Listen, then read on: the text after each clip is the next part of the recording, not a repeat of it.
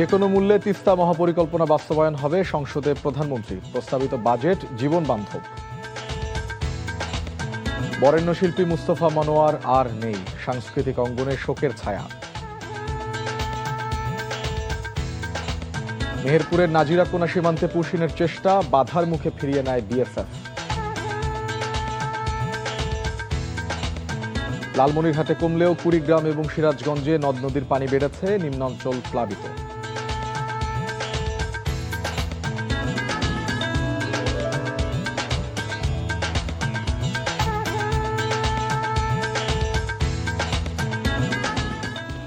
আসসালামু আলাইকুম, মোর্শেদ শোভন স্বাগত জানাচ্ছি এনটিভির দেশের খবরে।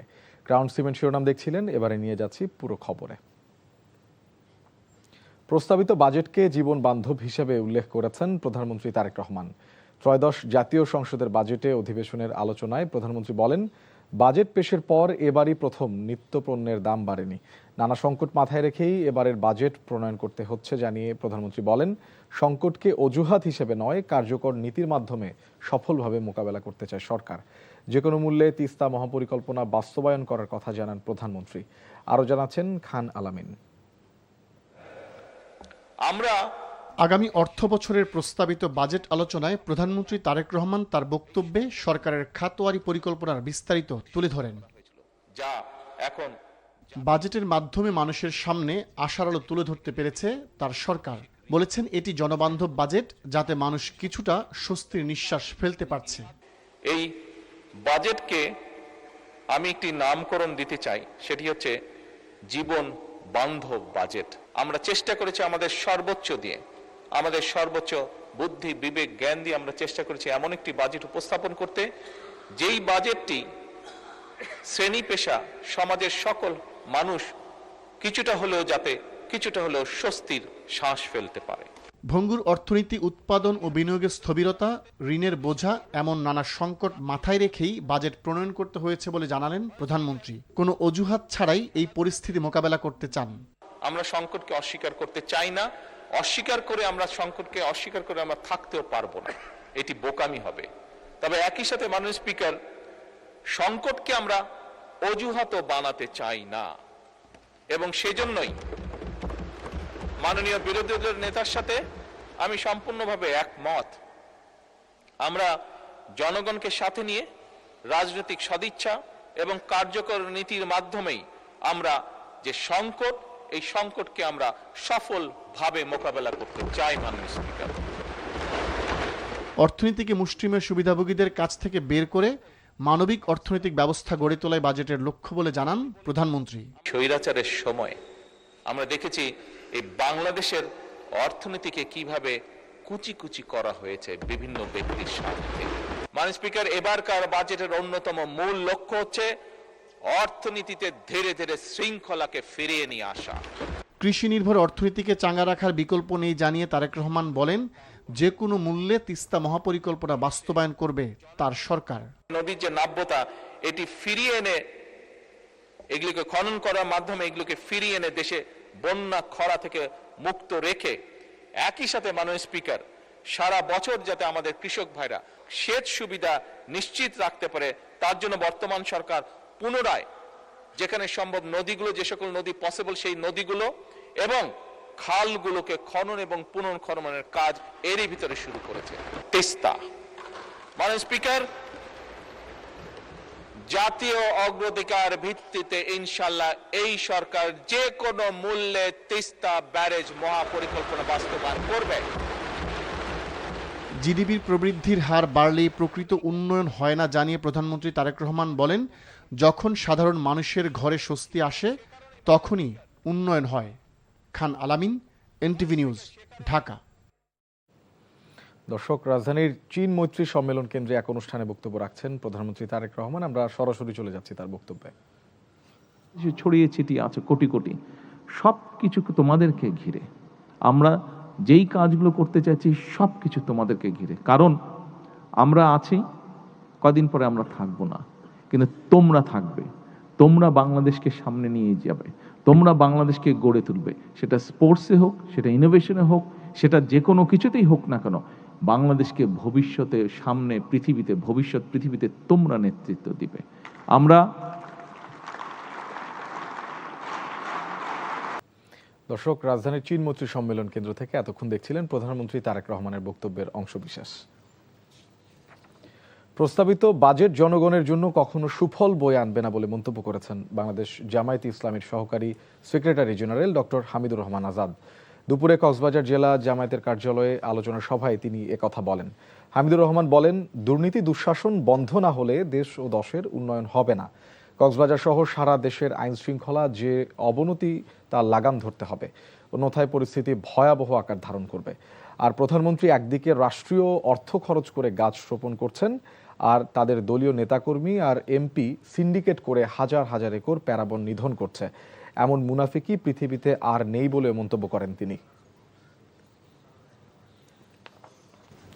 খ্যাতিমান শিল্পী মুস্তফা মনোয়ারের প্রয়াণে শোকের ছায়া নেমে এসেছে সাংস্কৃতিক অঙ্গনে। মৃত্যুর খবর পেয়ে হাসপাতালে ছুটে যান তার দীর্ঘদিনের সহযোদ্ধারা। স্মৃতির পাতা থেকে তুলে ধরেছেন মুস্তফা মনোয়ারের অনবদ্য কর্মজীবনের কথা। বরেণ্য এই শিল্পীর মৃত্যুতে শোক জানিয়েছেন রাষ্ট্রপতি ও প্রধানমন্ত্রী তারেক রহমান। মঙ্গলবার সকালে বাংলাদেশ টেলিভিশন কার্যালয় থেকে কেন্দ্রীয় শহীদ মিনারে সর্বসাধারণের জন্য রাখা হবে তার মরদেহ। নাজিবুর রহমানের রিপোর্টে বিস্তারিত। রোববার সকালে বরেণ্য শিল্পী মুস্তফা মনোয়ারের মৃত্যুর খবরে হাসপাতালে ছুটে আসেন তার সহকর্মীরা। পরে মরদেহ নেওয়া হয় তার ধানমন্ডির বাসভবনে। সেখানে জড়ো হতে থাকেন সাংস্কৃতিক অঙ্গনের খ্যাতিমান ব্যক্তিরা। শিল্পী মুস্তফা মনোয়ারের শূন্যতা কতটা ভোগাবে তা তুলে ধরেন অনেকে। সৃজনশীল, সৃষ্টিশীল, ক্ষণজন্মা ব্যক্তিত্ব যদি বলি তো উনি শ্রেষ্ঠত্বের একজন ছিলেন, শ্রেষ্ঠদের একজন। মৃত্যুর আগেও উনি শয্যায় বসেও কিন্তু বাংলাদেশ নিয়ে ভাবতেন, বাংলাদেশের সংস্কৃতি, বাংলাদেশের ভবিষ্যৎ নিয়ে ভাবতেন এবং আমাদের সাথে সে অসুস্থ অবস্থায় রস তামাশা করতেন। বহুমাত্রিক শিল্পী, শিল্পের সকল পর্যায়ে সকল ধারায় তিনি কাজ করেছেন এবং নেতৃত্ব দিয়েছেন। ওনার যে কার্যকলাপ আমরা দেখেছি এটা চিরস্থায়ী জানবে মানুষজন। আর আমাদের ইয়াঙ্গার জেনারেশনও ওনার বিশেষ করে পাপেট, তারপর উনি যদি চিত্রকর্ম করে গেছে, এগুলি আজীবন রয়ে যাবে। মঙ্গলবার সকাল 9টায়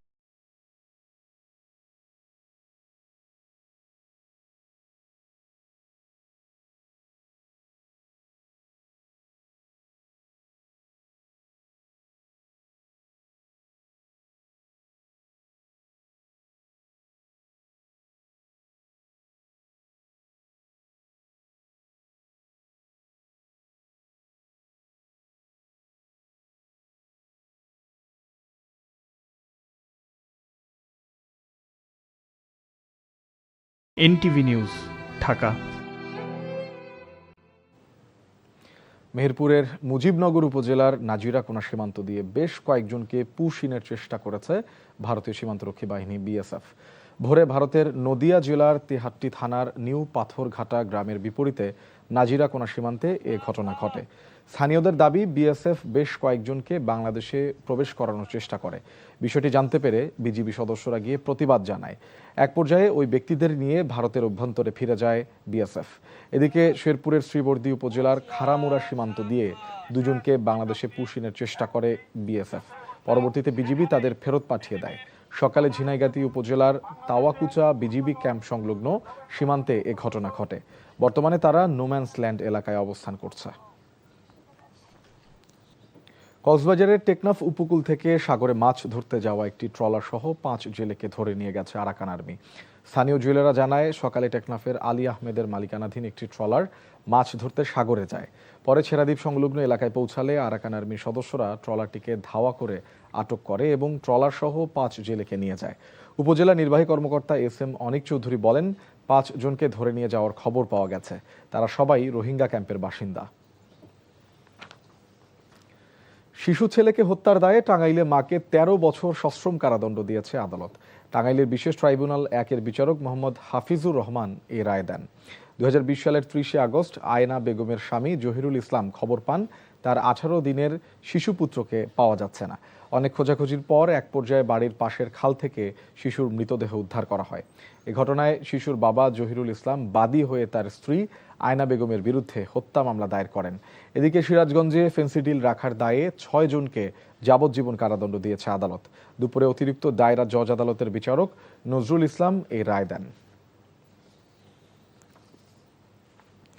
পটুয়াখালীর কড়াপাড়ায় অর্ধশতাধিক গ্রাহকের কোটি টাকা নিয়ে উধাও হয়ে গেছে আলারাফা ইসলামী ব্যাংকের পাখিমারা আউটলেট শাখার ক্যাশিয়ার রিয়াদুল ইসলাম ইউসুফ। এই ঘটনায় সকালে ব্যাংক ঘেরাও করে বিক্ষোভ করেছে ভুক্তভোগী গ্রাহকরা।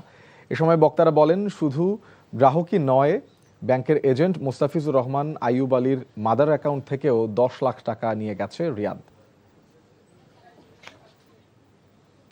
চট্টগ্রাম ইসলামী ব্যাংকের বুথ থেকে 17 লাখ টাকা চুরির ঘটনায় রহস্য পলাতক নিরাপত্তা প্রহরী আইয়ুব আলীকে রংপুর থেকে গ্রেফতার করা হয়েছে।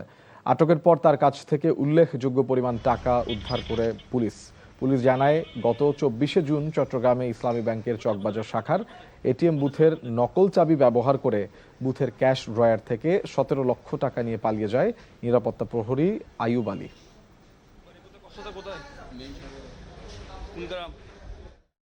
নানা কর্মসূচিতে যশোরে কবি মাইকেল মধুসূদন দত্তের 153তম মৃত্যুবার্ষিকী পালিত হয়েছে। সকালে কবির জন্মভূমি যশোরের কেশবপুর উপজেলা সাগরদাড়ি কেশবপুর উপজেলা প্রশাসন, মধুসূদন একাডেমি সহ বিভিন্ন সামাজিক ও সাংস্কৃতিক সংগঠনের পক্ষ থেকে কর্মসূচি শেষে মধুসূদন একাডেমিতে কবির জীবন ও কর্ম নিয়ে আলোচনা সভা অনুষ্ঠিত হয়। পরে কবিতা পাঠ ও সাংস্কৃতিক অনুষ্ঠান পরিবেশনা করা হয়। বগুড়ায় টিএমএসএস মেডিকেল কলেজের সেরোসিয়াসিস অ্যাওয়ারনেস ক্লাবের যাত্রা শুরু হলো আজ। দুপুরে চর্ম ও যৌন রোগ বিভাগের বিভাগীয় প্রধান ডাক্তার এস.এম. আখতারুল আলম আজাদের সভাপতিত্বে টিএমএসএস মেডিকেল কলেজ চর্ম ও যৌন বিভাগের অধীনে ক্লাবটি উদ্বোধন করা হয়। সেরোসিয়াসিস আক্রান্ত রোগীদের জীবনযাত্রার মান উন্নয়নে কাজ করবে এই ক্লাব।